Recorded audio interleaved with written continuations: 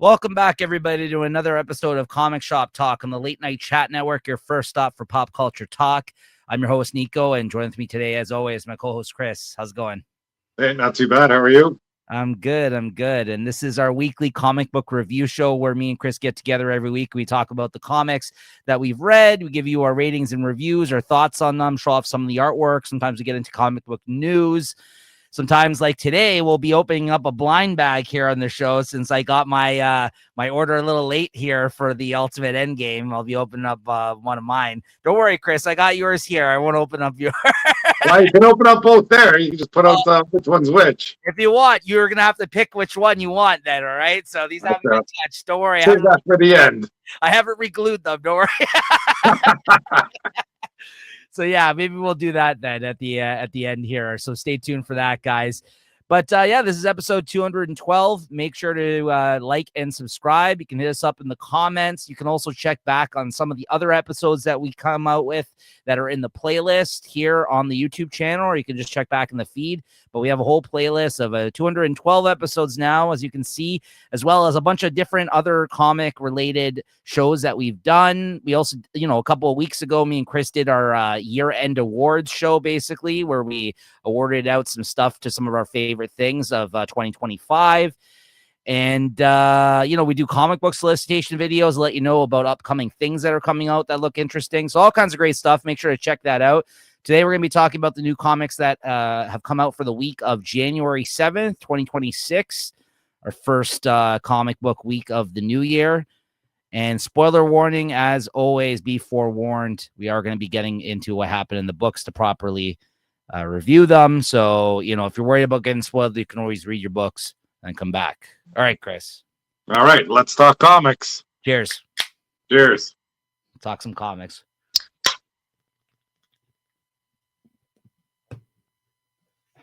All right, first up on the docket here today, another big release this week. It seems like every time an Absolute book comes out now, it's an event of some sort. Absolute Batman. Yeah, Absolute Batman, Ark-M special number 1. I got the Riley Rossmo variant here. And the original cover here will come up on the screen here in a moment. What'd you think of this, Chris? Yeah, I didn't buy into the hype of this, so I just read this one online.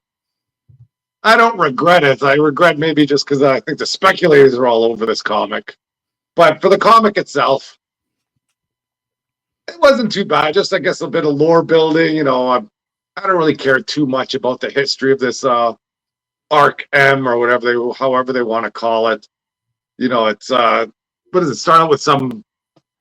Somebody's family basically getting murdered or something, and it kind of plays around with who's the kid and then who's sort of who. But I think at the end of it, is the Joker somehow involved in this story?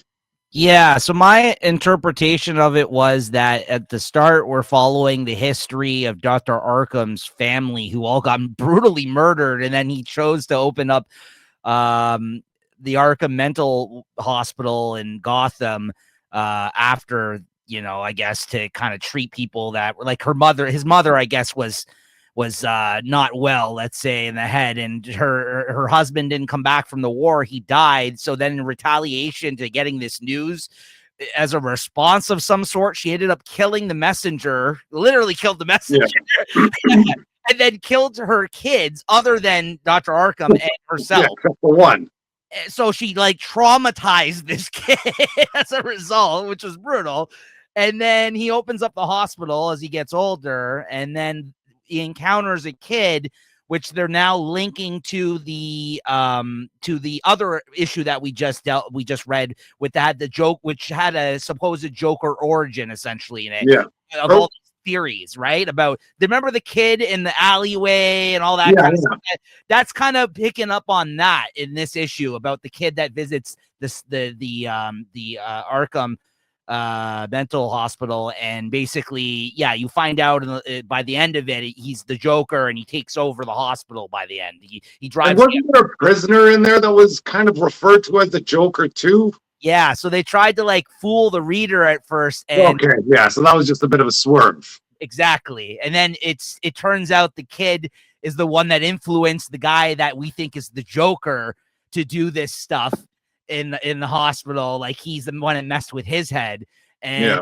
find out that the man who was actually looking to buy the hospital from him at the end of this issue was this Joker himself. And in response to finding this out, he drives Dr. Arkham mad, and he ends up burning down the hospital. And then eventually, as we know from that Joker origin story issue a couple issues ago, he takes over as the head of the Arkham Asylum, essentially. So that's kind of like what the story was here. And it was a bit of a bait and a swerve there of like of expectations to what we know to be the story of Arkham Asylum, or what we would expect as readers, right? Like, so yeah, kind of interesting. But you said like the way I guess it was put together didn't really work all too well for you, or? Well, I didn't mind. Like, it was an okay story, but yeah, I'm just talking more about the hype for this story. Like, this isn't a comic worthy of being hyped, like, for people to run out and, clear the shelves on this book.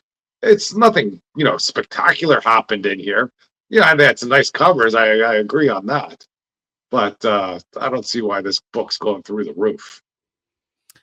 I agree in the sense that this is really just adding more context to the Joker, and maybe that's why. Maybe they thought there was going to be some sort of like first appearance, or this is deemed like the origin of him. Maybe this one in comparison to the other issue. Maybe it's because it was the Joker hype, the absolute Joker hype. I don't know, but I do think as a story, like a single one-shot issue, I do think it added a lot to the character when we do get back to him eventually. I did actually like this as just as a singular issue story.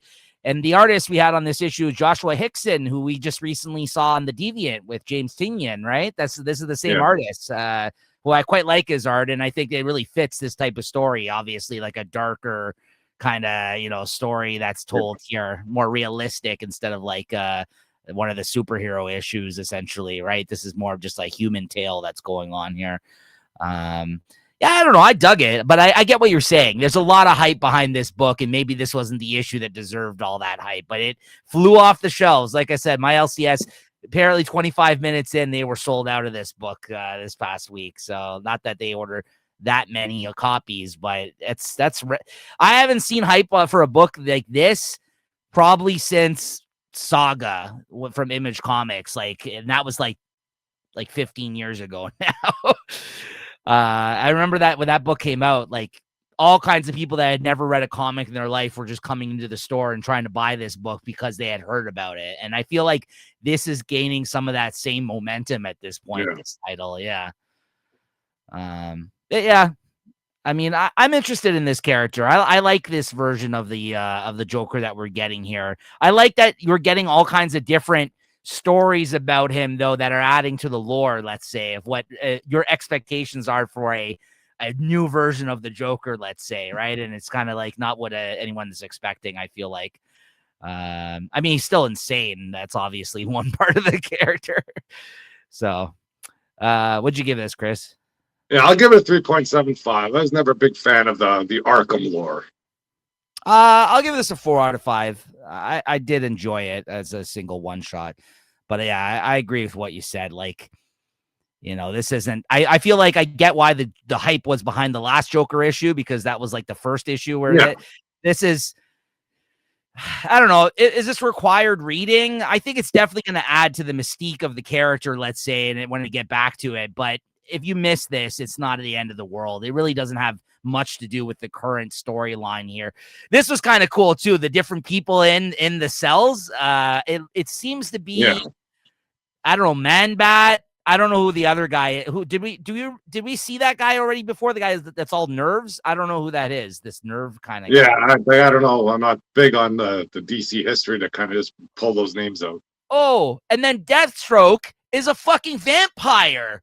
That was cool. I forgot about that. Yeah. That's right. That's probably the big reveal in here, is that Deathstroke at the end. So maybe that's why there's the hype around it, because at the end, like, you see him in Arkham Asylum now, the Joker, or they mention all these different people that are housed there currently. And yeah, I forgot all about this actually. And then on the last page, you see him talking to somebody who it seems like he wants to get involved in whatever's going on here. He's like, oh no, you'll have your chance or whatever. And it's Deathstroke. He calls him Deathstroke. And of course, it's like quite literally like a vampire. It seems like he also looks like he's got like robotic like legs or something. I don't know what's going on there. I don't know. This looks, or he has got some sort of metal suit on or something. So I'm very interested in this version of Deathstroke, because clearly that's not Deathstroke, the Terminator that we all know, right, from the Teen Titans. That's like a weird other version of him, which I'm all in for if he's a vampire.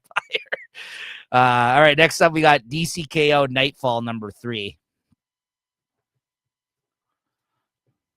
Yeah, this one here. I've been enjoying this story, but I know this Heart of Apocalypse kind of talking to him all the time. It's wearing thin in this story. I think the art's great. I like the worlds that they kind of keep on dropping him into. And this one here, I think he's speaking directly with the Heart of Apocalypse. And, the Apocalypse says, I'm going to test you and break you or something. And what was the big battle? He's fighting he's supposed to fight one of the Robins, and then I think he ends up helping him or something. Yeah. And at the end, does he somehow get? He's not back in the fight though yet, is he? No, he just seems to be getting his head messed with right now. Currently, like he's trying to play with his emotions or something like that. This Heart of Apocalypse. As opposed to like fighting him. He's just messing with his head and trying to torment him, it seems like. Because he obviously escaped the game and tried to be smarter than this guy in this DCKO event and try to boom tube out of there, but instead he was brought into some like world that he has no control of. It seems like some time and place. Heart of Apocalypse just kind of fucking with him. I agree. This is my least favorite issue so far of the series, though. It felt like it's losing some steam, quite frankly, this story. Yeah, I think that the end game of this is going to be somehow Batman gets back. He gets put back on the playing field, or you get him back on the chessboard somehow. By the end, I think they reference something like this. If he wins, he'll be back in the fight. He even messed with him in this issue. He's like, oh, don't you want to know what's going on with your friends in the tournament? He's like, they're losing, and like the villains are winning, and like you see like the Joker and like Lex Luthor, but basically, I guess Joker did live then after that. Yes, the red Joker versus what's that? Red Hood. Yeah, it looks like it. Yeah, that's what I got out of that moment too.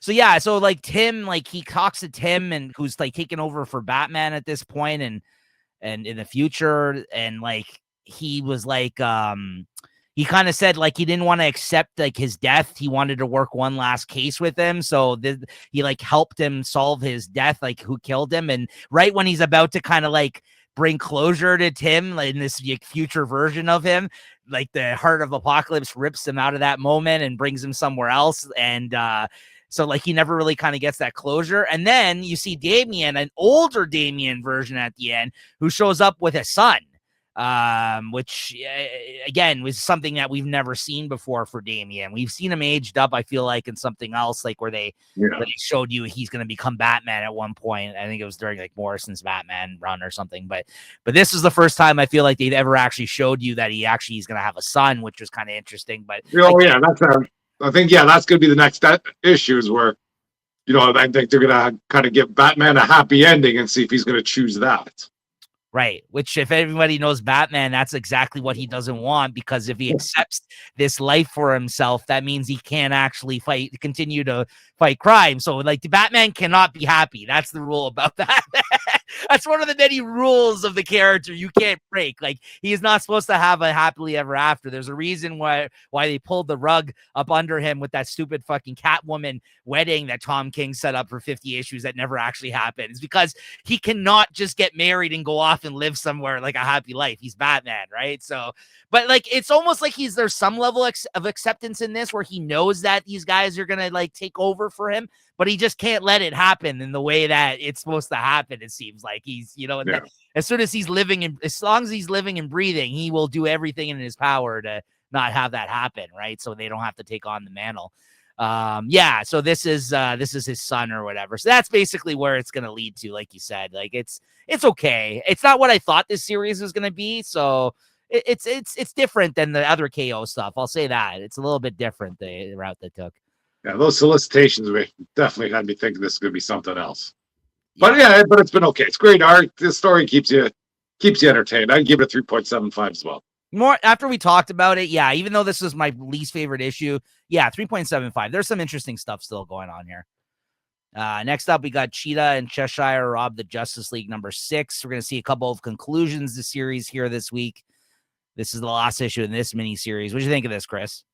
I thought this was a good ending. You know, if you want to talk about swerves or bait and switches, you know, this whole time they've been talking about this power bank, and and you're worried about Clarion, that witch boy or whatever, turning his back on the team, and as the last issue went, it sort of looked that way, and then even in the first few pages of this, they're sort of battling it out, but it seems that they were just stalling for time until the Justice League shows up, and they weren't after that power bank at all, and with the Justice League and the whatever, I don't know if they're that Legion of Doom or whoever I don't know if they have a name, those Black Adam and their crew, while they're fighting, that little band of bandits sort of kind of make a little quick escape, and they reveal the real sort of purpose of their mission, that stealing the power bank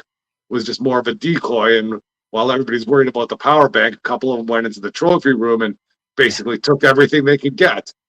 And then there's still another swerve on top of that, is that they were actually after one thing, and it looks like they wanted to, I don't want to say save Cheetah, but I guess release Cheetah from that curse, because this one here, she's been struggling with some curse if she doesn't eat man meat, I think they call it. And she gets a little squirrely.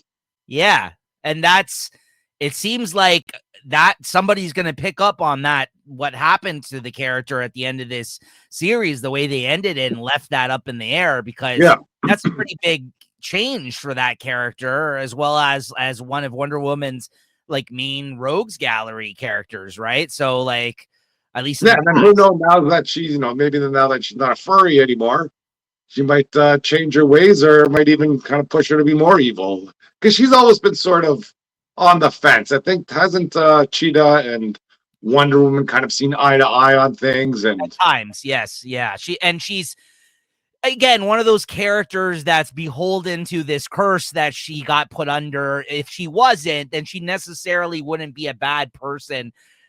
You know what I mean? Yeah, it's almost like the curse clouded her mind, and if this curse is, she's free and clear of this curse, then it's just like certain villains that Batman has had, same thing, like Clayface, who's like, he's had moments where he's helped them out and he doesn't want to be, but he's like this monster, and so he always turns bad essentially, and he hates what happened to him, but like this is kind of the life that he lives. Kind of circumstances force him exactly either to be with or against Batman. Exactly. So it's an interesting angle. I'm interested to see if Tom King's going to pick up on that now, or what's going to happen there. But I agree. I'm glad you liked it. I also thought he stuck the landing. I thought this was a fun little mini series. I think a lot of people didn't check this out.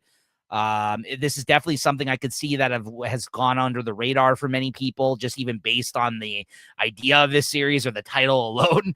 But yeah, they kind of pulled their Ocean's 11 kind of swerve here at the end, where there was a diversion of sorts that was made. And like you said, they kind of had other aspirations for what they were taking, and that I'm really glad that Clarion the Witch Boy wasn't like a snitch there at the end. Like I thought like that was legit. Like I fell for it as a reader. I'm like, so had me hook, line, and sinker. Yeah, I thought it was a great ending to the book. Yeah, or to the series, or into this miniseries. Yeah, no, I really liked it. It was good. Check this out, guys. I think the trade's gonna come out in a couple months.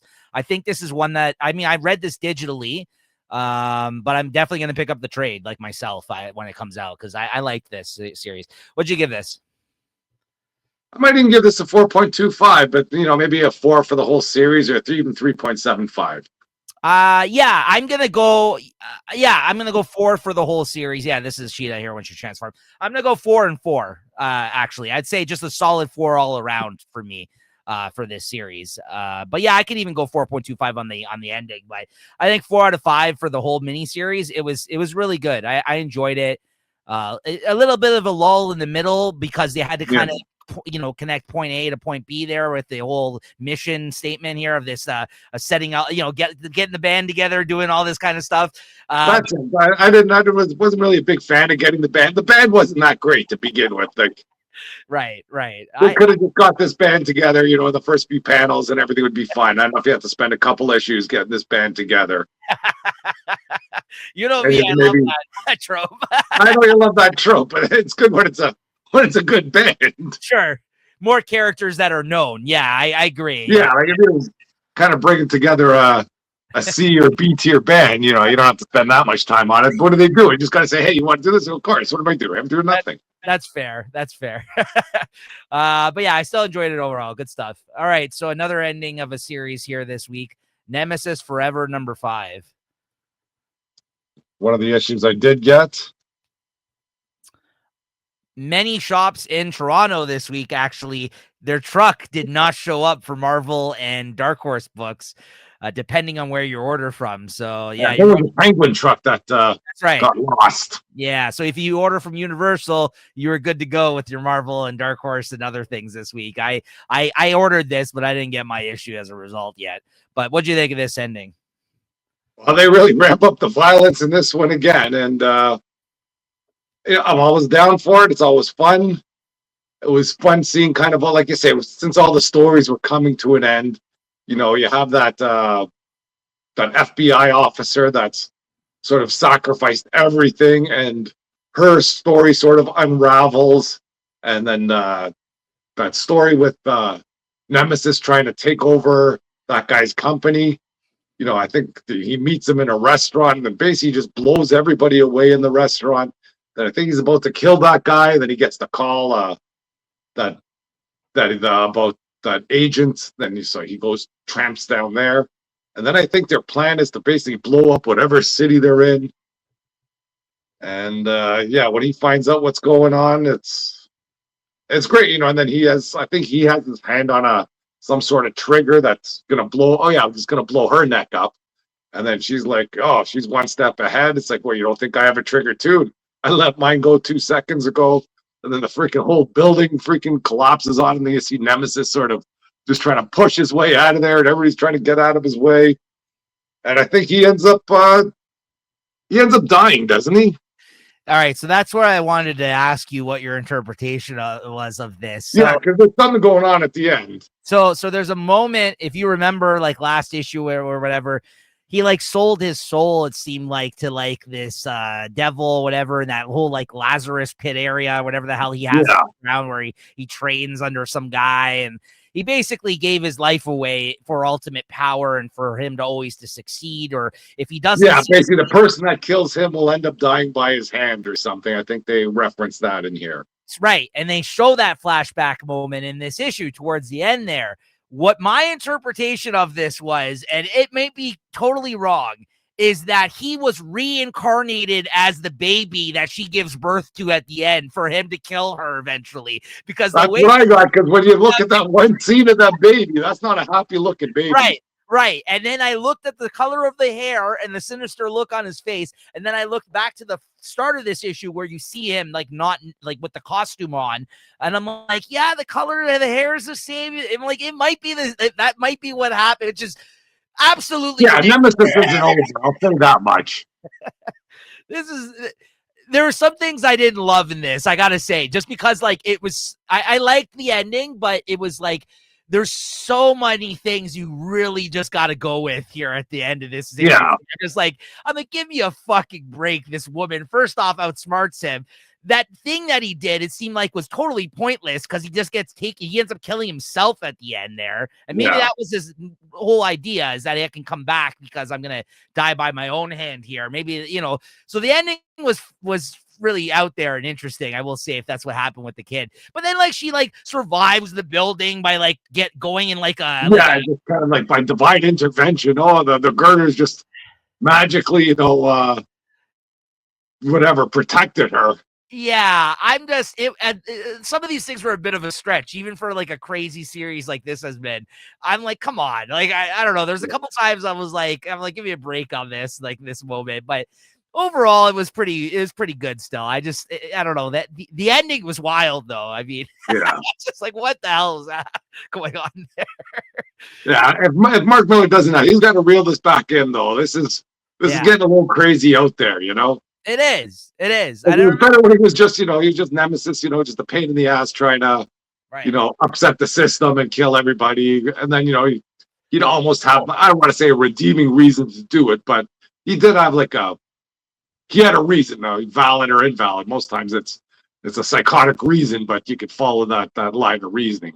But here, there's no freaking reason. I just want to take over the world. Like, right. Everybody does. And this woman should have died, honestly. Like, I don't think she should have survived this ordeal. Yeah. I mean, the stuff that could have still happened with him where he takes himself out, like, I'm all for that. Like, that's fine. But but the fact that she survived on top of it, and then that, again, the whole idea of him with this whole giving his soul away, whatever the hell that was. Yeah, if you got rid of that giving away the soul, her dying, and then being reincarnated at the end.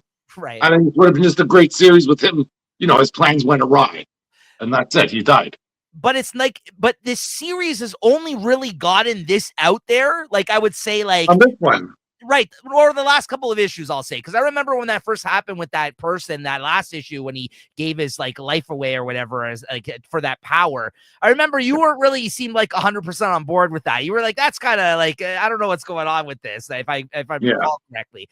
It just got really weird and supernatural and out there for a series that, that wasn't. Like, I think even the last series when they kind of went into his origin or something, and it was kind of like some sort of demons or something that, right, some cult that was sort of raising him. It was kind of like Ra's al Ghul. It was basically like Ra's al Ghul's kind of like origin. It seemed like it was like, because he's kind of like an evil Batman, this character, in my opinion. The fact that he can do all this crazy shit, like, I'm willing to let that slide, like how amazing this guy is. But if he's so fucking amazing, how is he outsmarted by this woman, this cop who infiltrated his system there? And then another thing I didn't like about it, I just remembered this. They teased the ambassadors showing up from that other mini series of those, and then you see the backs of them in that one panel. I'm just like, what the fuck? Yeah, it's like, okay, we're ready to make our move. We're the ambassadors. Oh yeah, our teleporter's broken. You're gonna have to go on without us. Right. I'm like, come on. Yeah, and then out of all things, Chris, he gets taken out by a gate in this. The building's collapsing, and he's like, oh no, this gate. I'm just like, really? This guy has no answer for this fucking gate? Yeah. I would have taken Nemesis as just an evil Batman and kind of on the same level, not with all this craziness going around him. But I don't know. It just like, as much as it seems like I'm complaining about it, I still liked it, but it was like, if I'm gonna nitpick, there was a few things where I'm like, okay, that's kind of a weird response to everything that's happened in the series. But anyways, this was cool. Like, this was a fucking like the art's great, and like definitely got some scenes in there. Some like splash pages. But it'd be like reading Batman, and then you find out at the end that he actually was a superhuman, and he sold his soul to the Bat God, and he's been powered by the Bat God all this time. It's like, what? Get out of here. Kind of ruins the character. It's almost so much of a swerve, though. I dig it. You know what I mean? Like, it's so out there and weird that I was not expecting it. But at the same time, I'm like, this has not been this series up to this point. So there he is, sucking a tit. That's a freaking crazy baby. That's for sure him. That's him. That baby's evil. Like, that's Nemesis. Come back. Because why would they pair that with that quote of them saying that thing about the guy, like, if anyone does you wrong, you can come back, like, essentially, and get them back, right? Anyway, so very strange. What'd you give this? Yeah, the more we talk about it, I did enjoy reading it. I'll give it a 4. I'll give it I wanted more out of this. I'll give it 3.75. It could have been better. Great art. Overall, I did like this one better than the last miniseries. I know you really liked the last miniseries, but I didn't like the artist on the last miniseries. Yeah. From what I recall. But the story was better. That was the one with like his sidekick and all that stuff. Remember that? The sidekick, and he went to Epstein's Island, and he wanted to, I kind of want to say he's being a good guy, but basically he was robbing all the pedos there to kind of fund, I guess, his plan for this one here. So I liked the story in the last miniseries better than this one, but I like the art better in this one than I liked the last one. So it's kind of a trade-off of sorts, right? But I like this one. I'd probably give the whole thing 3.75 out of 5. The art, the series and the issue, personally. Yeah, I enjoyed it. I'd probably give it a 4 for the whole thing. Okay. But I hope he does more. I always like. I hope he does more. Well, I think he's left the door open. He doesn't have to do it right away, though. But I'm glad it's not over. Yeah, the next one's gonna be Nemesis, baby, baby Nemesis. that might be good. Right? All right. Next up, we got another conclusion here. Orphan and the Five Beasts, Bath of Blood, number 4. This is the end of this mini series, but there'll be more coming. The way they ended this one, you know it. This is the second mini series that he's done so far in this world. Chris, what'd you think of this? This is another crazy one. Like, there's been a lot of Wacko comics this week. I think we're getting into a few more after this, but this one is just Wacko. Like, this beast that's living in the pregnant lady's stomach sort of becomes unleashed, and we have whoever the hero is, that bandit or the bandit leader. She's kind of fighting him, but I don't know. She's not all that successful fighting her. And then the husband or that pharmacy guy, the doctor that was kind of taking care of her, did he have some beast living in him too? Because so there's basically 2 of the 5 beasts. 2 of those little freaking nerve type of beasties. Yeah. So when he got eaten, it seemed to release that other beastie, and then that beastie's, oh look, we're free now. Let's go. We can take off. We can be together all the time. And then the pregnant beastie's like, get out of here. I never wanted anything to do with you. Yeah. And they start fighting each other. Yes. And then basically that bandit's like, hey everybody, we got to get out of here. And, we're just gonna freaking bring the building down on them. And I guess after that battle, it sort of left that pregnant lady sort of in control for a bit. Or no, the bandit queen, I forget what her name is. She goes in there to fight the pregnant beast. And, they get their licks in there. And I did like that scene where she tries to chomp on her head, and then they use that called Iron Cauldron style and, kind of just chomps her teeth. And I guess she gets in some finishing move or some finishing blow. And then the pregnant lady is sort of in control of her body, basically says, just leave here. I'll die free and just kind of kill myself. Basically, that's what happens, right? Then doing all those things there, just kind of tear down the building. And then then I was going to say, and then at the end, the beast that got away met up with the next beast that we're going to see, essentially. Okay, so that's another beast then. Because I'm not sure who that... I don't know if that was someone that's going to be freaking a new hero. No, I'm pretty sure that was a beast. I don't know for a fact, but if I had to guess, that was... Well, I guess they did kill everybody in that in the tavern they showed up at. And if I'm remembering correctly, I don't know if I'm remembering correctly or not, though. I think she may have taken out 2 in the first miniseries, so the next one might be the last one. These might be the last couple of ones that we're seeing here. Yeah. If I'm not mistaken, because she's kind of tracking down the 5 of them and taking them out. So there was 2 in this one. There may have been 2 in the last one. One of them obviously survived. Yeah, so either maybe the 5th one is like a final boss beast, or it could be like a freaking head of all beasts. But anyway, that was a fun series. I think this might be something you need to read and trade too, because when you go month to month, it's hard to tell who's who. It's not like the heroes or the characters themselves have some distinctive costumes or characteristics that sort of differentiate one from the other. Sometimes in those fights, I don't know who's winning or who's losing. It's all just black hair flying and and guts and gore all over. But I'm all for that. Yeah, I love these series. I love James Stokoe. I'm pretty much in on anything James Stokoe draws and writes. I love his art. Very detailed, interesting color. He does his own colors. Very detailed and definitely manga influence style.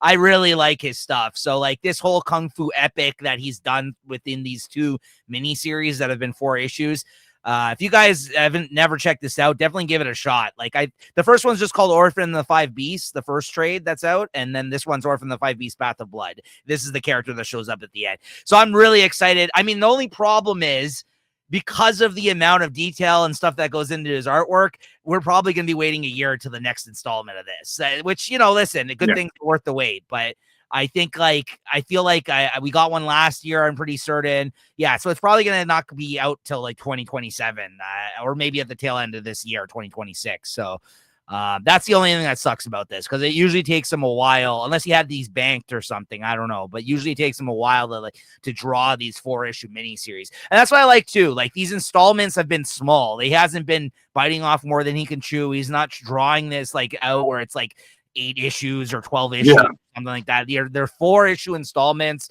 and like you get these great fights and great art, and so it's a lot of fun. I really thought he stuck the landing at the end of this one. I really like this a lot. So what'd you give this? I'll give this 4. No problem. I go 4.25 on this one, and same for the whole miniseries. Check out the first one. Although you don't really need, you could, Chris just jumped in with this one. You could just jump in with this one and read this one, honestly. Like, you don't need to have read the first one. Just know that she fought some other creatures in the first one, essentially. Yeah, that's the only thing that's different. Okay, so then I got a couple of things I read here this week. Hank Howard Pizza Detective #1 from Bad Idea Comics. Of course, these are ones you got a special order from your comic shop. They're not available online. It's kind of nice. These are like one of those lighter issues that's newsprint, and it's all in black and white art. David Lapham on the art. Robert Venditti wrote this. I read a one-shot that they did of this character years ago, and I guess this is like a nice little 2-issue miniseries that they're doing where they're picking back up with the idea of this guy. And it's such a funny, weird. Chris was saying that we're going to be talking about some weird comics. This just continues that. The whole premise of this character is like the idea of this guy's series and this character is that he's a dude that works for a pizza delivery service who's like their pizza detective that like looks into like suspicious activities of people like robbing like pizzas from people like that go to deliver them, or other weird cases that might float through the pizza shop, I guess. It's so weird.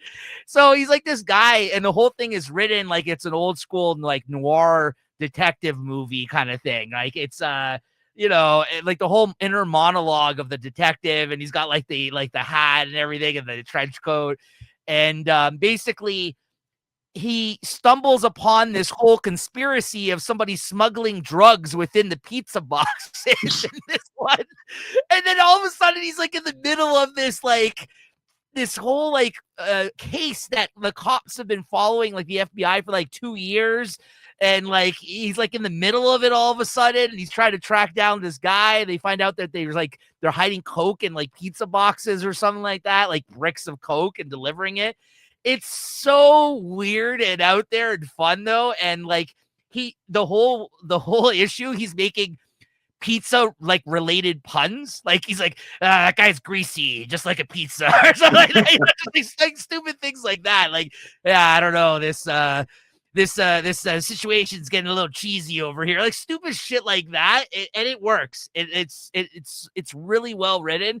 It's such a weird, strange, stupid idea, but it works. Like he writes it like it's serious. Like it's a serious detective story, but he's a fucking guy that works for a pizza delivery service. And he's like he thinks he's a detective. That's the funniest part. Like a legit detective. Like he treats it like such. I give this a 4 out of 5. It's a lot of fun. If you can track this issue down, if your shop carries Bad Idea Comics or they can order it, this is going to be like a 2-issue miniseries. So it's not a huge commitment. It's a lot of fun. I definitely recommend it. Then I got Radically Rearranged Ragdolls #10, which is technically the first issue that's ever come out of this. It's from the hit TV show. There you go. It's basically, this is the comic in the comic. What's that other book? The Kevin Eastman one that we read? Drawing Blood? Drawing Blood. Thank you. This is his Ninja Turtle creation. That's a riff on his Ninja Turtles. That in the comic, the creator of in the comic, that's basically very self-autobiographical, somewhat. That series. It's this is his version of the Turtles in it, and they kind of brought out like this is issue 100, not even 10. I wrote that down wrong.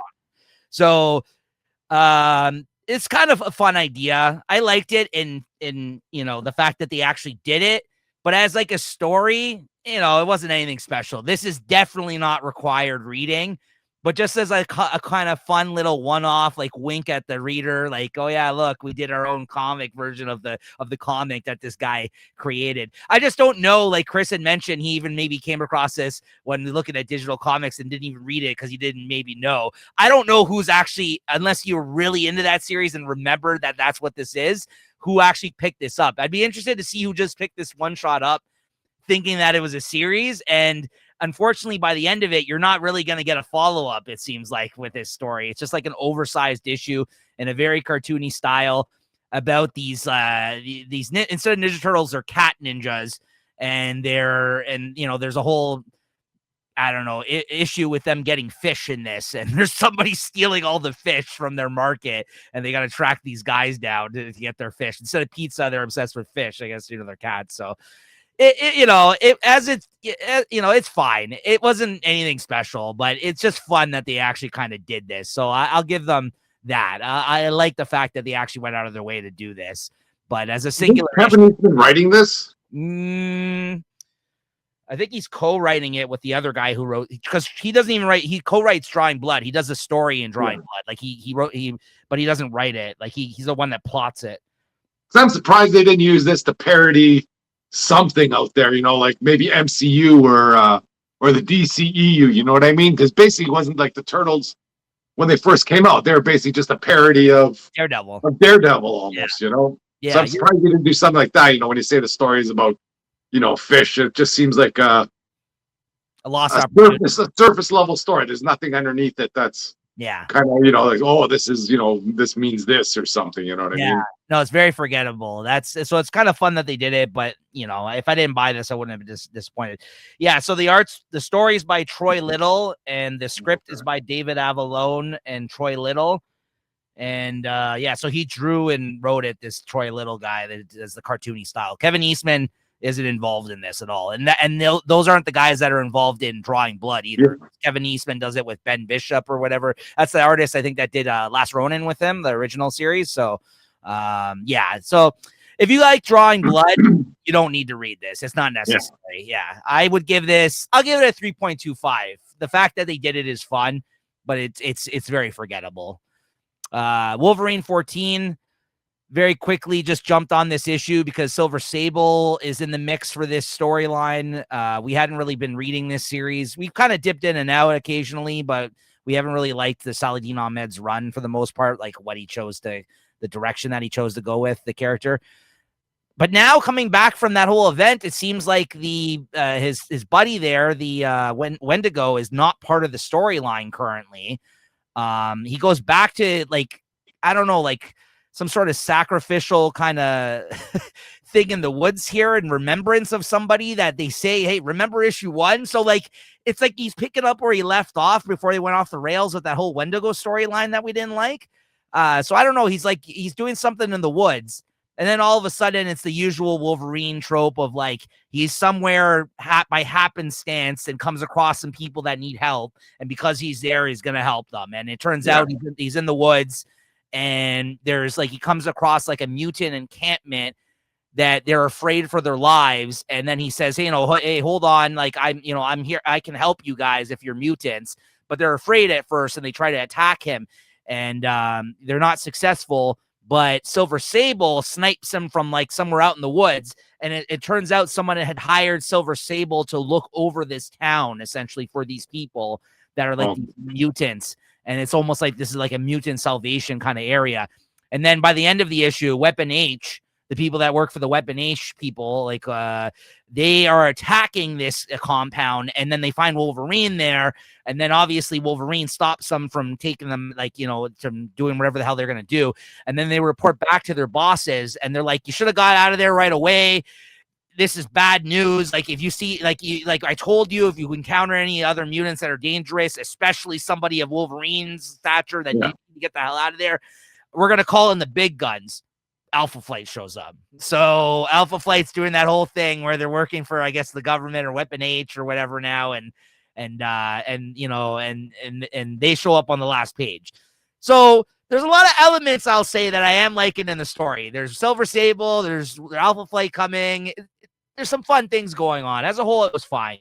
I'll give it a 3.5 out of 5. Yeah, I am jumping back into this when Alpha Flight does show up, but yeah. just hearing this here again, I don't know what they're doing with Alpha Flight. Like that last Alpha Flight series where they were part of the Weapon Age, but they're kind of working against them.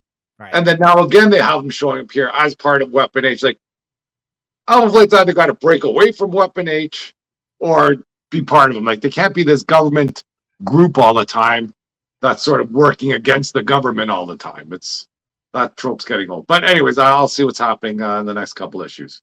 Yeah, this is the last page here, which looked awesome. Like, I'm really excited to see where.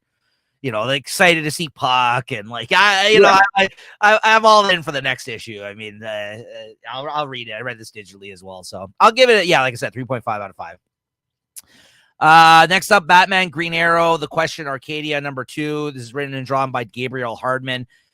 Great art, great characters. This story is not panning out the way I'd hoped it did, though. The first issue was pretty promising. I really enjoyed it. This second issue, not so much. I think it's a bit of a stretch. He's really trying to come up with a convincing storyline as to why all three of these characters have come together from different pasts that are all investigating the same group of people in this story. And the reasoning behind like why Batman's there and why like Green Arrow's there, like it's not really coming together completely for me, quite frankly. I love the art. Like I said, love the characters. I love the idea of the book. I think these characters go well together. It's there's just something missing with the storyline. And this issue, I don't know if it's just because it took a while since the first issue came out and I just forgot what had happened in it. But the story I was having some troubles with here. So I give this, I for the art, I'm going to give it a bump to 3.5 out of 5, but otherwise I'd give it a 3.25 if I wasn't giving it the art bump, because I love the art. I think it's like, inky and gritty looking, and I think it's great for these characters. I think it's just, I think it's only a 4-issue miniseries from DC Black Label, so I really hope that he steps it up with like the explanation behind what's going on here in the next issue, like, because this one, did do that for me. JSA 15, not much to say on this. Still really enjoying Jeff Lemire's JSA run. And he's telling a storyline with the original older JSA characters now. Like he's telling a story that happened in the past. I love a lot of these characters. There's Dr. Fate and Spectre and, these older Green Lantern and Flash versions. You got Zatanna, who's Zatanna's father. Again, Lemire's got a good knowledge of all these kind of legacy older DC characters. You can clearly tell he has a love and appreciation of them. And this is kind of what you used to get from Black Hammer when he wasn't writing for DC for a period of time there, right? He was trying to do his own version of like a Justice League there. And so I really like it. I think it's fun. I give this a 3.75 out of 5. I'm really enjoying the story in this one so far. And then Final Boss #2. I don't know about this one, Chris. This even may have came out last week. I don't know. I'm mentioning it here because I don't think we ended up talking about it. I will say this. I think Tyler Kirkham is Turkham or whatever. Is it Kirkham? I don't know. Tyler Kirkham. He's a better cover artist than he is an interior artist. Some of the interiors here, they look good in some places, other places not so much. Also, I don't know how seasoned of a writer this guy is. I know I was having some issues with the writing in the first issue. It felt like very overwritten. The best thing I can say about this issue as we get more into the story here is like, this is like one of those like ridiculous 80s action movie plots like in this one. And if you like that kind of stuff, there's definitely some things you can appreciate here. And by the end of it, Chris, he is in a tournament, a fighting tournament. So by the end of the issue, I was like, well, I don't know. Maybe I will read the next one. I don't know. But it's like, it's so out there of a storyline that like fact that how he got his powers and what he's doing with them and why he's in this tournament and why he's doing any of this shit. Like, it's really weird. And it's not, I wouldn't say it's good. It's definitely cheesy and it definitely feels like, and that's probably what he's trying to go for. So if you like 80s movies, like action films, I think you would like this. I think there's definitely something to like here. So I might give it one more issue, but I want to fully endorse this yet. So I'll give it a 3.25 as well. I do like certain parts of it, but then there's other parts not so much. So I'll give it 3.25 out of 5. Yeah. It just reminds me of the 90s when Image first came out with like What Works, and Yeah. like it even seemed like Youngblood, and whether there was Cyber Force. It's all these teams looked like the X-Men, but weren't the X-Men. You didn't have a lot of you had no connection to these characters. And the stories just, it was all style, not so much substance. Yeah, exactly. And it's like there's not really. That's what I mean. I don't want to recommend it entirely. It's not great. There's definitely an appeal to it, and I get why some people might enjoy something like this, but yeah, it's not great. Next up, we got Devil on My Shoulder #2, the second issue in this miniseries by Kyle Starks. Now, if I'm remembering correctly, I don't think did you end up reading the first issue after I talked about it, or no? Okay, what'd you think of this? Yeah, no, I did read that first issue. Oh, you did? Okay, you did. Holy smokes, that first issue was brutal. Absolutely brutal. And like that's warning or whatever they say in the beginning, there's gonna be a lot of bad stuff going on here, and then at the end it says like, but the revenge will be even all that more glorious. And after we did talk about that first one, and it was brutal. And I guess here this sort of picks up sort of at the end of that issue, which after she was found, and sort of 4 years later. I don't know if that was anything going on about the 4 years later in the first issue, but it seems 4 years later, all those kids in the barn have become like uber successful. Like they're not just thriving, like they're not just surviving. These people are thriving. Like I think one's like an all-star soccer player. Like everybody just seems to be at the top of their game.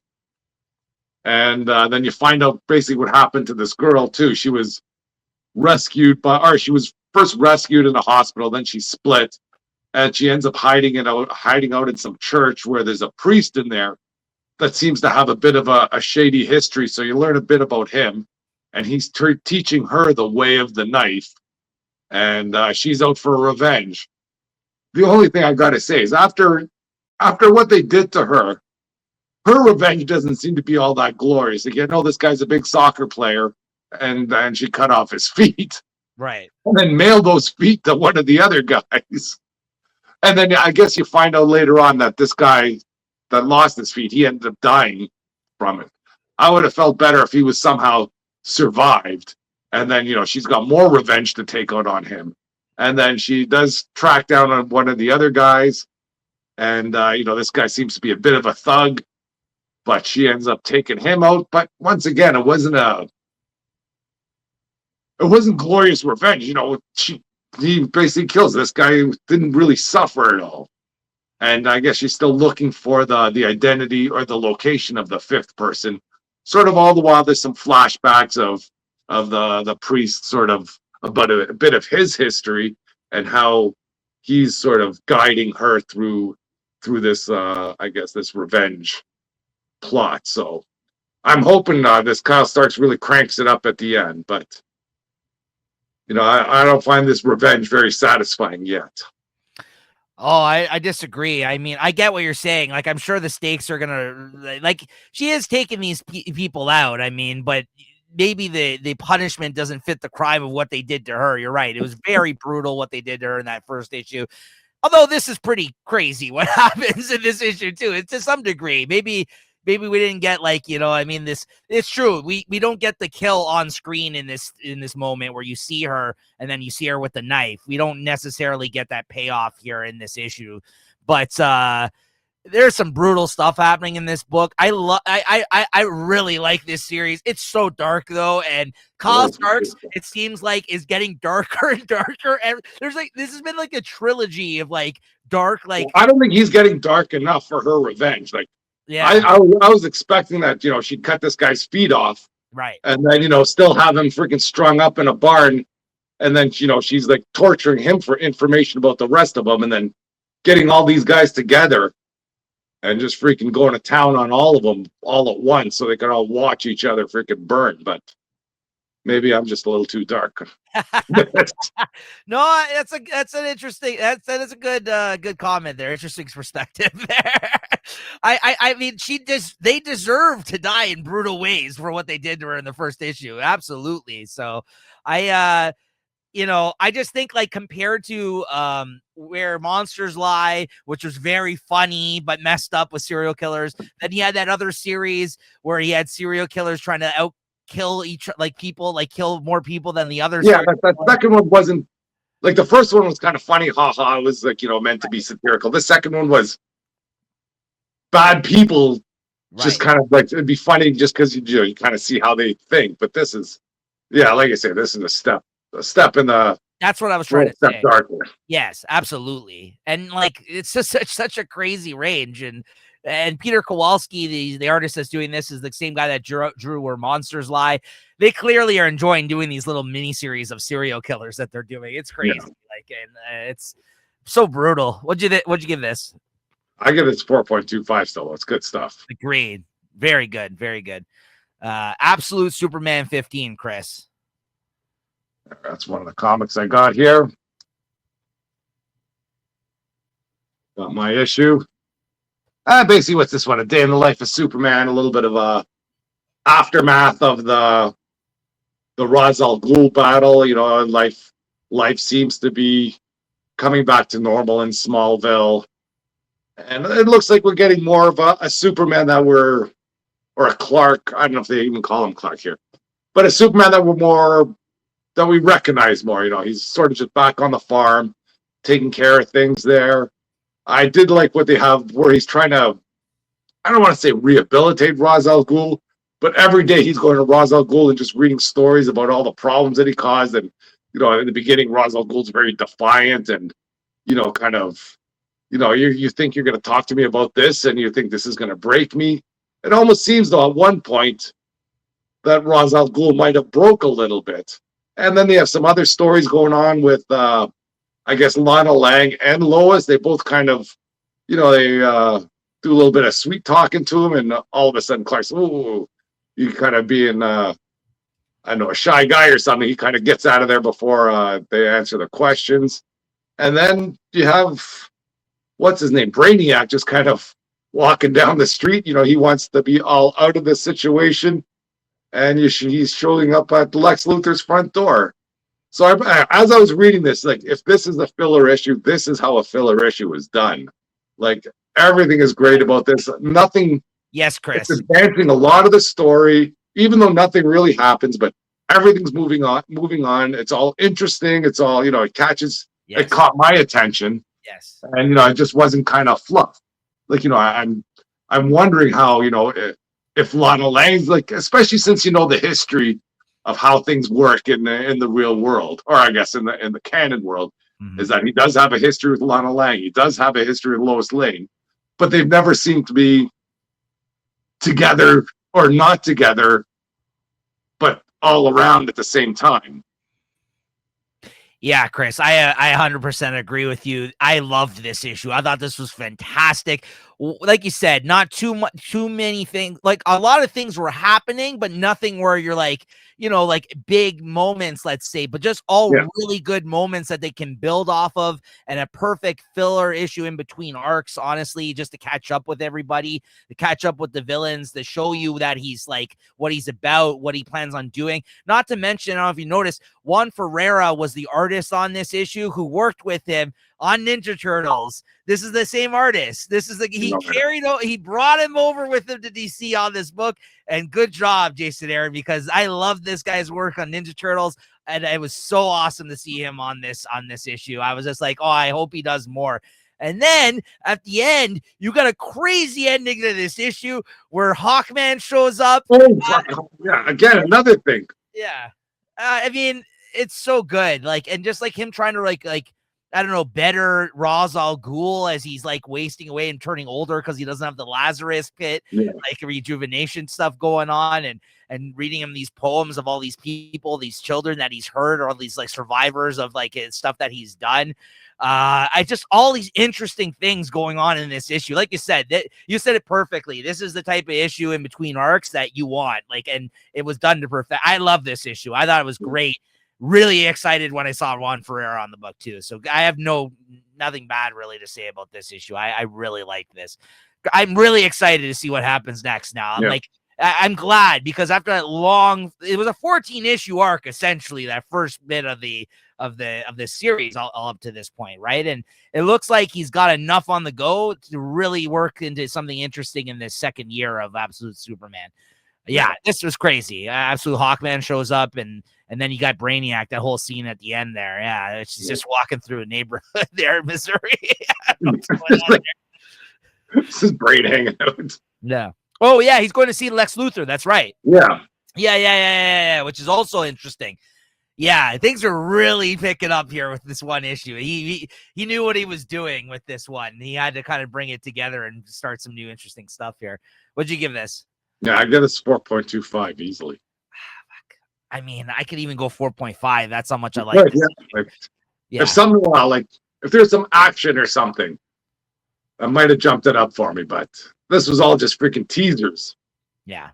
I'll stick with 4.25 too. Great issue though. Great issue. Yeah. If you missed out on the series up till now, jump in on this issue. You could jump in on this, and you really got. Yeah, you just miss all the baloney stuff.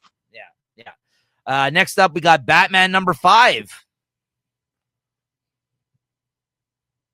Batman number 5. Got my issue here. And I think this series is starting to grow on me. I think this is the best issue so far. You have Batman on a date with, I guess, that CEO of, I don't know, some mind controlling device. And, the whole time they're having this date, they're not calling it a date, but they're doing a lot of date-like things. And then, of course, things go awry. You have all those people chasing him down, and then you have some new characters show up that seems to be bad, but not bad. And then when Damian shows up at the rooftop calling Bruce dad, and then it'd be better if this character that he's dating was more of an established character in his life. Like, for a first date, she's getting taken through the ringer, if this is even a date. But I thought it was a fun issue all the way through, and the art's great. And I don't know what more I can say about this one. Loved this issue as well. This is back-to-back bangers right here, and these are both overdue. This is the best issue of this series so far. Fantastic issue, great action, great like you said, like the artwork. I mean, I love how his style is kind of slightly changed for this Matt Fraction series, but he really hasn't been doing anything like that crazy so far. I feel like in the series to show off like his artwork, how it's changed. Of course, our buddy Jorge Jimenez, who we raved about on Zdarsky's run. We loved his work so much. And he's been slightly changing it over his runs with Kinyan and Zdarsky. I love that he stayed on this title, but it's like a James Bond kind of adventure in this issue, sort of but because it's him as Bruce Wayne trying to take these people out, finding reasons that he can justify what he's doing, what he's pulling off, but he's fucking jumping off the freeway and stuff in this issue. It's crazy. Great stuff. He drew her really she's a good looking woman, and I thought that he drew her not in like a super cheesecakey way, but also made made you see attractive all the way through. Exactly. Yeah. Again, like you said, no notes on this one. Really enjoyed it. Really looking forward to what happens next in this series. And even this character, when they introduced this character in the last issue or mentioned them, and it was like the head of some gang, it felt like, I remember we even made a comment about it. We're like, oh yeah, this is just like another generic gang. In this issue, I was like, okay, this is interesting. She's got laser swords. I don't know what the hell's going on here. He's like, then he turned into birds or something. Yeah, and she's not part of the gang because she's the gang is chasing her or something. Right. They find that out at the end of the issue. They don't know what's going on. That's right. She's like that she runs away from them at the end. You're right. Yeah. Very good. I love this issue too. This is DC had some good stuff that came out this week between this. Yeah, it's good to see a main universe Batman title that's, well, at least this Batman title finally hit a good note. Yes, absolutely. Yeah, I think this is definitely his best issue yet of this series. So yeah, it's a fun issue. There's nothing about, freaking police being bad or police being good or something like that, or anything crazy. Just some good old fashioned action. Yeah, great stuff. What'd you give this? I go to 4.25 as well. Oh yeah, and then at the end, Damian reveals who he is. Like he's like, "Hey, what's going on, father?" And then he didn't see her like behind like the wall there or whatever. Yeah, same 4.25 again, verging on 4.5 for me between this and Absolute Superman Suite. Good stuff. That was interesting. So I guess we'll see where that goes, because now she knows that Damian's his son. She doesn't necessarily know he's Batman, but we know something up with freaking. Well, yeah. X-Men 23, Chris. Okay, I know we've been harping on how bad Revelation was. I don't know how to describe this. Like, I'm not sure if this is good or not. We've been fed gruel in these X-Men titles for like the last 4 or 5 months, and now you get something with a bit of flavor, and you think this is the best thing you ever eaten. Because I thought this issue was great. Freaking got Cyclops, I guess the old man Cyclops from the Revelation era, gets sent back here, and I guess he knew he was going to be sent back because he was planning this his whole entrance. He knew when he was coming back, he knew who was going to be around, and he knew what he was going to do. And the time they sent him back was basically when Doug Ramsey sort of joined the X-Men. And you think this might be a more innocent time for Doug Ramsey. And of course, Cyclops gets back there, and he wants to basically kind of just kill him right off the bat, like no questions asked. And of course, all the other X-Men are around him, and they don't know what's going on. They're like, "Whoa, Cyclops, let's say, freaking calm down here." And I guess he thought the Beast would be on board, and that they were planning this together. And I guess he realizes something went sideways with Beast, and it's just a regular Beast that's there. And I guess the X-Men do sort of subdue him. And then he breaks free and he tries to do it again, and they catch him again. Or, doesn't he go to Magneto? And then Magneto doesn't have his powers. I think it's a very interesting story here where they are now. So I really enjoyed this story, surprisingly, because I thought this would just be, more slop. But I thought this one was a great, and you get to see Cyclops freaking finally do some Cyclops stuff. Yeah, we have been harping on this book a lot to the point where I'm like, I'm burnt out in X-Men. I don't want to read anymore. Then Chris last week when we talked about it, the comics that were coming out this week, he's like, yeah, okay, I'll probably check this out. So I was like, all right, I'll join you in checking out the book, because I am curious to see if they go off. Yeah, sort of what the fallout is. Exactly. I agree with you. I agree with everything you said. This was more interesting than how the book was previous to that event. If they can keep it up, I guess we'll see. But it was better than it has been previously, I will say. I'm interested to see it. I will say one thing about that event that happened over the last couple of months. At least now we got somewhat of a clean slate in terms of a new storyline, hopefully moving forward, where we might have a better chance at enjoying this book, because up till now I haven't been loving it. But there are some good things in this issue. And also, like, I am curious to see what happens with this evil Beast situation. As much as I don't like that idea of what's going on with that, I need to know now what this means for the character, and what this means now. Because I would presume all those flashbacks that they're showing were him, right? Like, is that what we're supposed to think? Because there was all these moments of Beast reacting to not no, Evil Beast was the one that was in the timeline with Cyclops. That's what it was, right? Like I don't know which timeline he was in, because when they sent him back, what I was asking is was it Beast that was in the Age of Revelation, the evil one, or was it him in their past? Yeah, that was the evil Beast, I think, in the Age of Revelation. Okay. Or fuck, no, I don't know. Yeah. I think we found out that he was left in their past. I think it wasn't the evil Beast that got transferred over. I think it was I think that's Well, what I think they wanted to bring this beast right.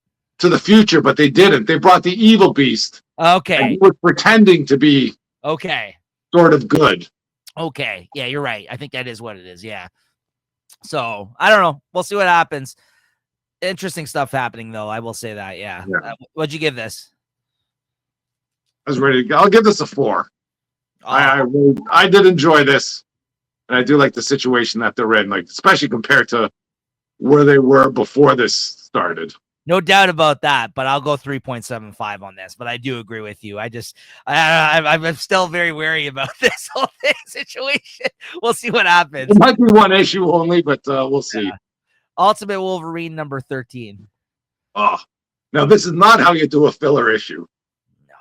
Was he just fighting the bear again the whole time? Yeah. Didn't we have an issue of this before? Is this their go-to? Okay, we got to kill some time here. What are we going to do? Well, let's get that bear out again. Yeah, I know. I agree with you. That's what I was going to say about this too. Yeah, it seems like whenever they need to like stall in between the arcs or the let's throw a bear in. Yeah. What else can you say? He fought a bear. Yeah. I don't know what happened at the end. I don't think it moved the story along. I don't think there was any sort of splash page at the end, or a tease for the next issue. Unless I forgot, but I just got mesmerized by his bear battle again.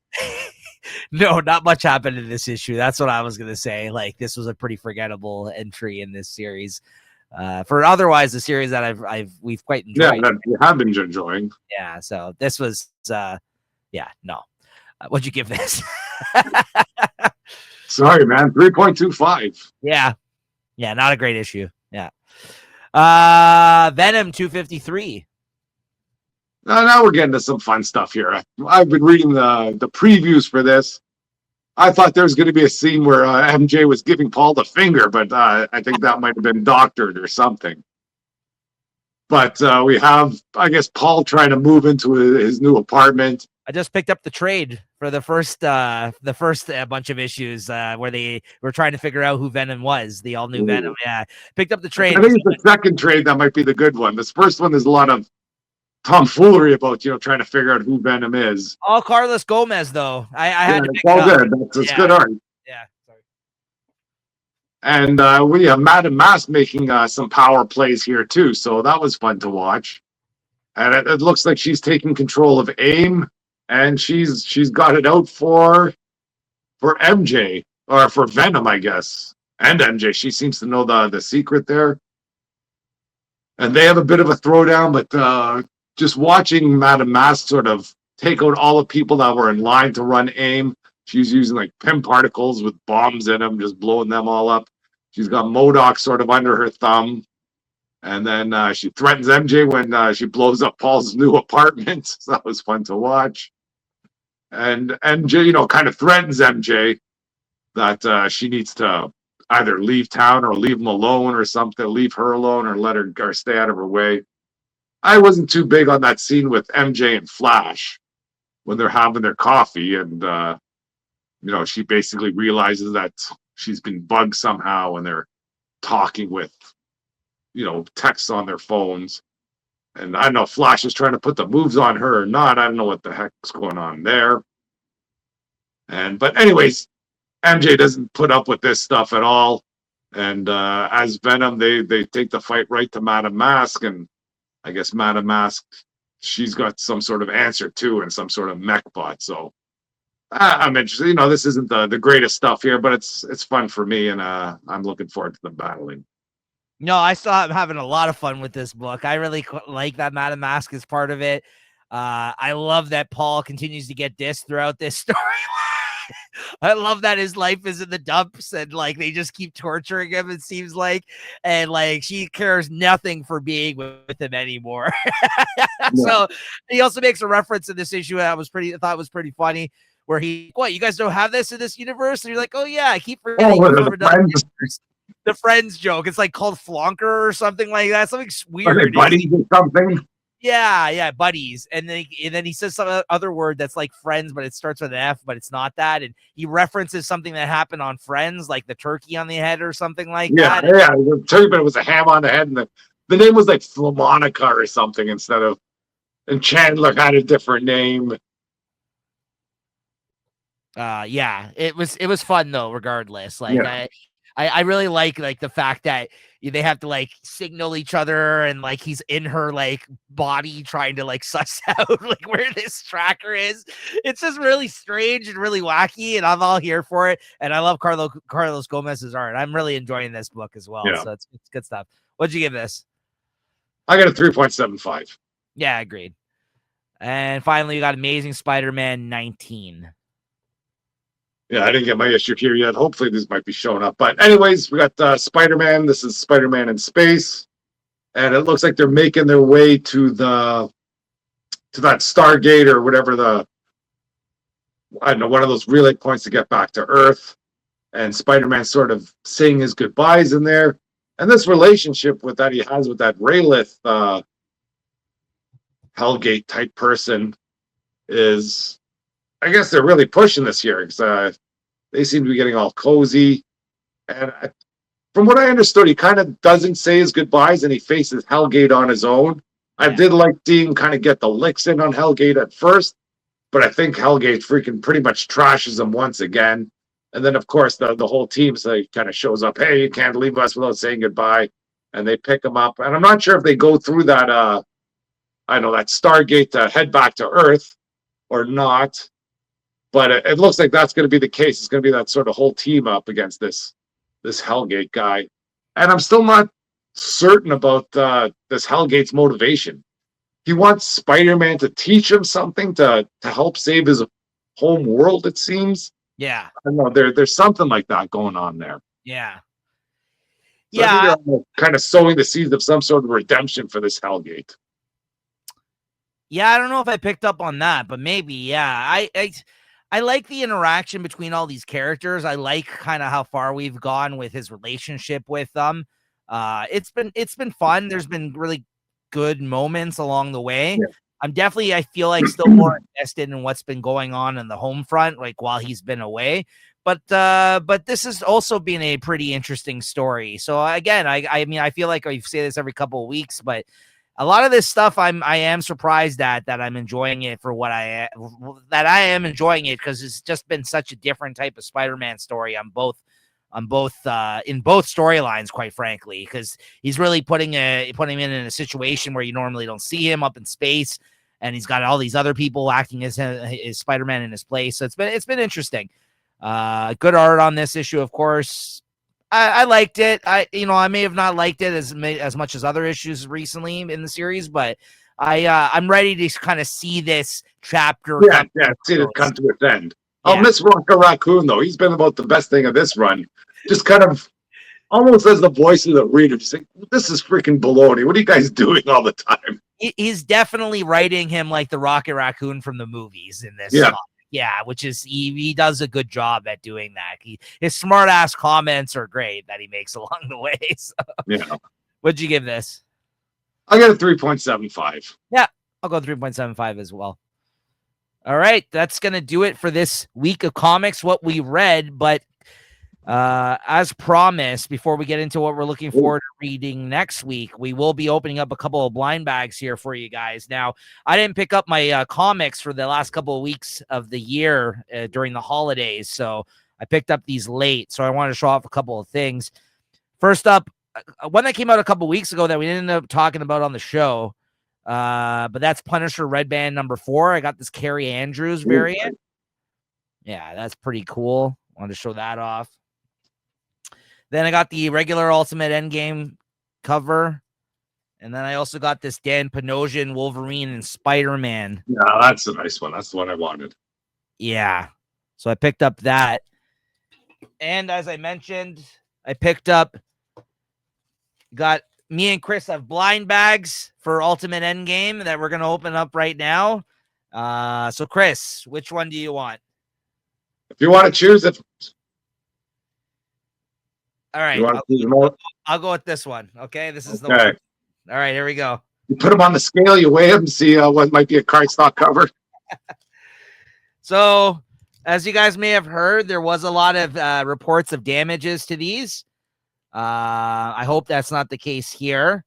Also, from what I've heard, some of the things that were being pulled were not that great because they just have regular covers in some of these. You might get lucky and get a good one. So here's hoping one of us pulls something good here.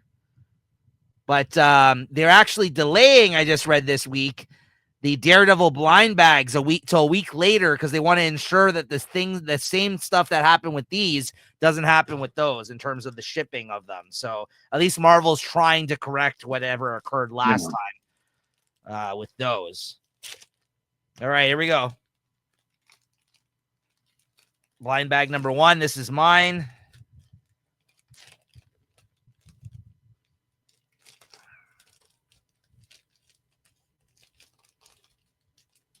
Hold on, I don't want to damage it. Okay, here we go.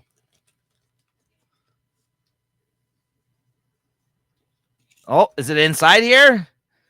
I didn't actually watch any of these. Oh, there you go. I got the Scotty Young variant, apparently. Oh, nice.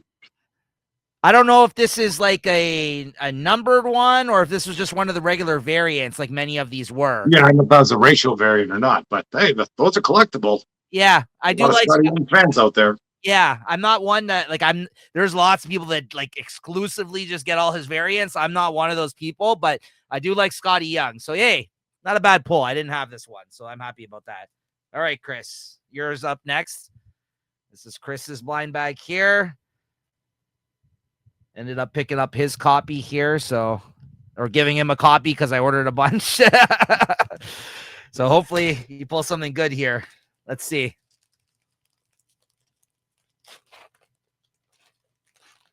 Okay.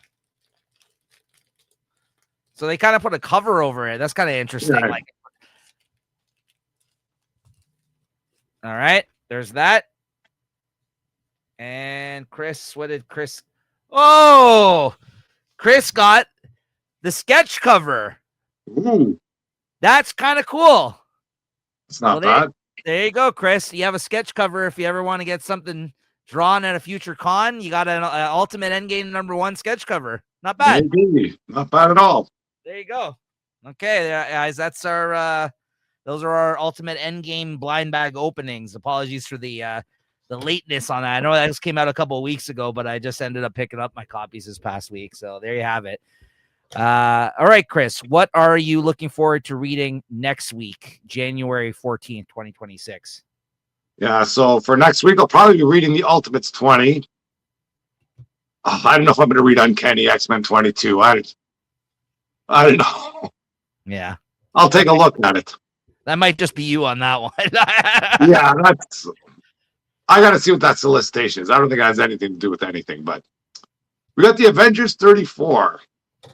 I think this is a return of Bendis, or he's got a story in this one, because this might be the part of the end of the run. Black Cat 6. I might read this Dungeons of Doom. I was going to let this one slide, but after that, Will of Doom. I'm going to read it, yeah. See what's going on. Yeah. I might try and take a look at Null. I have no interest in it. I wasn't I wasn't around when that Null was around the first time. It seemed to be a great run, and this one here, I don't think they're going to be able to recapture that magic, or whatever magic was there the first time. I'll try and read Doctor Strange 2. And that might be it for Marvel. Out of DC. DCKO3. Oof. Well, what's going on with DC? They haven't put comics up for a while. It's a small week. Yeah. That's it for DC. Might be a few in there I'll try and look up then. And let's see if Image has got anything next week. Okay, we got some Transformers 28, G.I. Joe 17, Geiger 20. That might be it there. Yeah, so maybe a bit of a smaller week. But I'm sure I'll probably read something else that's floating around out there. Okay. Yeah, it's definitely a smaller week. Things I'm picking up, I got Minor Arcana number 13, DCKO number 3, Ninja Turtles 14, G.I. Joe 17, Transformers 28, and Black Cat 6. I think those are all the 6 issues that I'm actually picking up. And then things I'm reading digitally. We got Beneath the Trees Where Nobody Sees, Rites of Spring, number 5 comes out, Chris. Another one that should be on your guys' radar, too. And now you may have missed this one, Chris, because it's not from a publisher we normally read stuff from. But that's Babs number 1. Oh, Babs is out there. Nice. Yeah, The Black Road South. That's the first issue of a new miniseries of Babs, which me and Chris both really enjoyed. A Garth Ennis miniseries. It's kind of like a Red Sonja type of book, essentially, like a Conan kind of, like Red Sonja type of book almost, but it's funny and it's got great art. The first one was great. Geiger 20, Avengers 34, Doctor Strange 2, Dungeons of Doom number 1, as you mentioned, and Ultimates 20. Those are ones I might be reading digitally here next week if they come out. Yeah, that's what I got. All right, Chris. What is your favorite book of the week? Oof. I know that Kyle Starks might be up there, but I think it's just more on the heat of the first issue. That was crazy. I agree. It was a great issue, but I would say that the first issue was so crazy that this is kind of sustaining that how crazy it's been. Yeah, like I did enjoy X-Men, I did enjoy Spider-Man, I did enjoy Superman, but I think I might give it to Batman. This was finally just like a nice action-packed episode or issue. Chris, you read my mind, man. For me, it was between Absolute Superman 15 and Batman number 5, but I'm going to give the edge to Batman as well. So there you have it, guys. The first week of 2026, me and Chris agree on the favorite of the week. Yeah, this was just like needed, long time coming. The series has been good, but this is kind of like they needed like a really good action-packed issue like this one. Yeah, it was a good-looking comic with a great story in it. Yeah, exactly. So, but yeah, Absolute Superman 15, very close for me this week as well. And there's some good stuff, definitely, that we talked about this week. Devil on My Shoulder, like you said, was really good. The wrap-up of Cheetah and Cheshire was good. Yeah, there's some good stuff that came out this week. But yeah, this is for sure, hands down, I think, my favorite of the week there. So there you go, guys. Batman number 5, our favorites of the week. Make sure to tune back in next week for another great week of comics on Comic Shop Talk. Episode 213, the next one next week. All right, Chris, thank you as always, and we'll see you guys next time. Later. Cheers.